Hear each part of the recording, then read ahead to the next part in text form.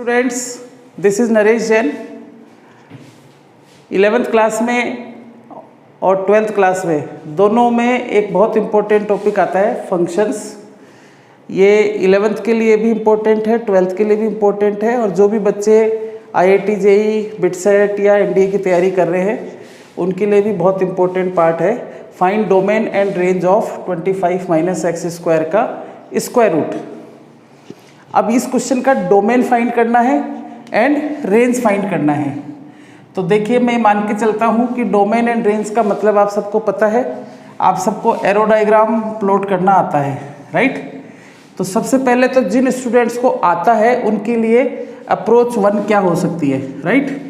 Approach first, जो competitive exam के लिए तैयारी कर रहे हैं वो डायरेक्ट देख सकते हैं कि इसमें कंडीशन लगा सकते हैं हम कि अंडर रूट के अंदर नेगेटिव नहीं होना चाहिए, यानी पॉजिटिव होना चाहिए।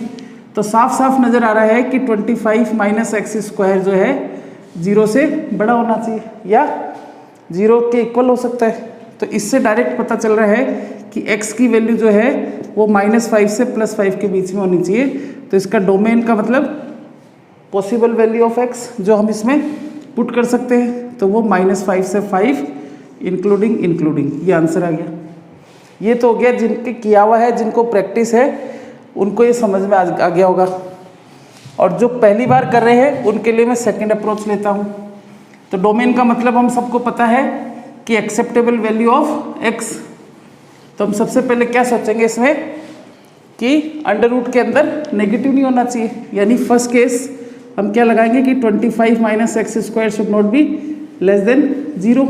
इट इम्प्लाइज कि 25 minus x square should be greater than equal to 0, right. अब ये इक्वेशन आ गई। इन इक्वेशन सोल्व करना यदि आता है तो बहुत अच्छी बात है, नहीं आता है तो देखिए माइनस कॉमन ले लीजिए, क्योंकि हमें एक्स स्क्वायर का कोफिशिएंट पॉजिटिव करना है। तो माइनस कॉमन लेने से ये इन इक्वेशन आ गई। उसके बाद नेक्स्ट स्टेप हम क्या करेंगे, दोनों और -1 से मल्टीप्लाई कर देंगे। तो इन इक्वेशन जैसे 5 is greater than equal to 2 होता है, यदि मैं दोनों और -1 से मल्टीप्लाई करता हूँ तो -2 हो जाएगा, तो साइन चेंज हो जाएगा, राइट। तभी सही होगी, ये सही है, अब ये भी सही है, क्योंकि साइन चेंज करना पड़ता है। जब भी हम नेगेटिव नंबर से किसी भी इक्वेशन में दोनों और मल्टीप्लाई या डिवाइड करते हैं तो साइन चेंज हो जाता है। तो हम अगली स्टेप में लिखेंगे x square -25 should be less than equal to 0। अब इसके फैक्टर्स कर लेंगे हम, तो इसके फैक्टर्स हो जाएंगे a plus b into a minus b. ये सबको ओरली करना आता ही होगा। a square minus b square a plus b into a minus b, ये आगे लेस देन इक्वल टू 0 होना चाहिए। अब आप सोचिए दो नंबर्स है जिनका प्रोडक्ट लेस देन 0 होना चाहिए, यानी नेगेटिव होना चाहिए। तो प्रोडक्ट नेगेटिव कब होगा, तो फर्स्ट केस या तो दोनों नेगेटिव हो तो नहीं होगा, दोनों पॉजिटिव हो तो भी नहीं होगा। तो प्रोडक्ट नेगेटिव कब होगा, जब पहला पॉजिटिव हो दूसरा नेगेटिव हो, और तो हम लिख देंगे आइदर दिस और माइनस इंटू प्लस, तभी नेगेटिव होगा। नेगेटिव कब होगा, जब दोनों, ये दो नंबर है, आप ये मान लीजिए दो नंबर है, इन दोनों का प्रोडक्ट नेगेटिव होना चाहिए। तो जैसे इक्वेशन होती है, यदि है तो इक्वेशन होती है तो हम क्या सोल्व करते कि x + 5 into x minus 5 equal to 0। तो वहाँ हम कंडीशन क्या लगाते हैं कि दो नंबर है, इनका प्रोडक्ट 0 होना चाहिए। तो या तो पहला 0 होगा या सेकंड 0 होगा, तभी तो 0 आएगा।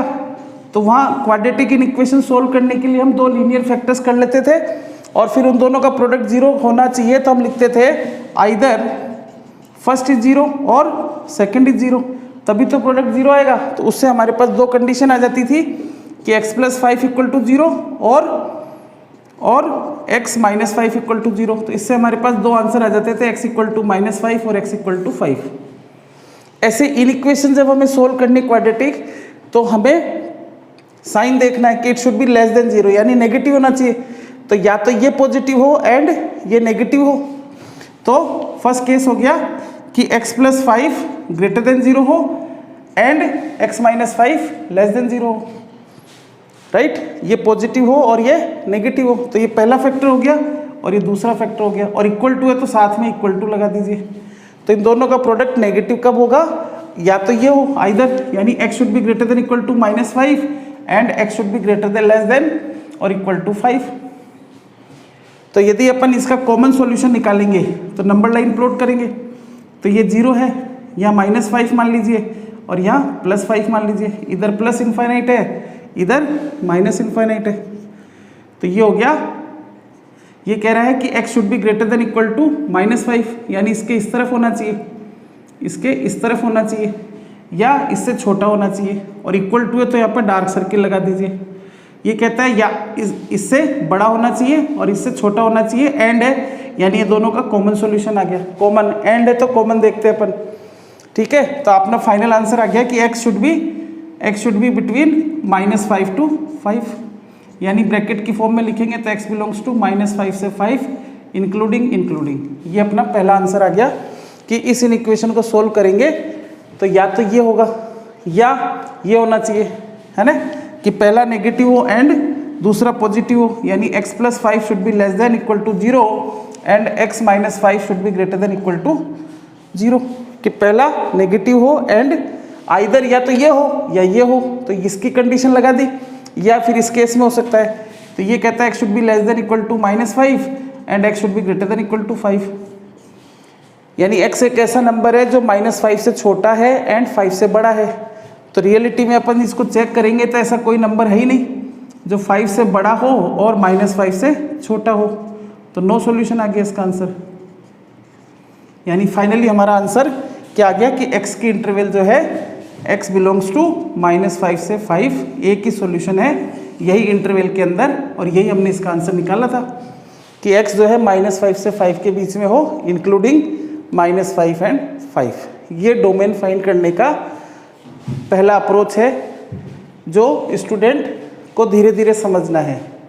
यदि लॉजिकली समझ में आ गया तो ठीक है, एक अप्रोच मैं और बताता हूँ, डायरेक्ट यदि आप कर सकते हो तो लेट अस सी वन अप्रोच, जो यदि आपको इसमें दिक्कत आए तो इस पर एक डायरेक्ट अप्रोच और है जो भी हम यूज में ले सकते हैं, कि आपको ये 2 केस बनाने की उसमें ज़रूरत ही नहीं है। आप क्या करेंगे, डायरेक्ट जो है इसको ये सोचेंगे कि यदि ये क्वाड्रेटिक इक्वेशन होती, यदि ये क्वाड्रेटिक इक्वेशन होती, कौन सी, ये x² - 5 is less than equal to 0 की जगह यदि इक्वल टू 0 होता तो फैक्टर करते और इसके 2 सॉल्यूशन आते, क्या क्या आते, 5 एंड -5। तो इन्हें आप नंबर लाइन पे प्लॉट कर लीजिए कि यहाँ कहीं 5 है, यहाँ कहीं -5 है। या आप ये सोचिए कि यदि इक्वेशन होती x + 5 × x - 5 इक्वल टू 0, तो इसके आंसर क्या क्या आते, 5 एंड -5, यही 2 वैल्यू आती। तो इन्हें आप ऊपर प्लॉट कर लीजिए नंबर लाइन पे, राइट। और राइट साइड से यहाँ इन्फाइनाइट है और लेफ्ट साइड में यहाँ माइनस इन्फाइनाइट है, राइट साइड से प्लस माइनस प्लस लिख लिया करें।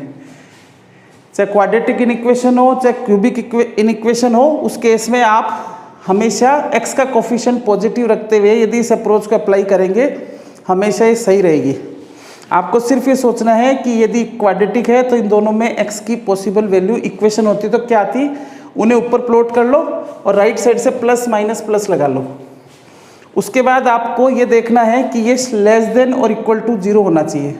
तो ये हमें डायरेक्ट ही इंटरवल दे देता है कि एक्सप्रेशन कहाँ पे पॉजिटिव है, कहाँ नेगेटिव है, कहाँ पॉजिटिव है। वी आर सर्चिंग कि एक्सप्रेशन नेगेटिव होना चाहिए, तो नेगेटिव यहाँ होगा, यानी इसके इधर और इसके इधर, और इक्वल टू भी है तो यहाँ पे डार्क सर्किल लगा दीजिए और इस एरिया को शेड कर दीजिए।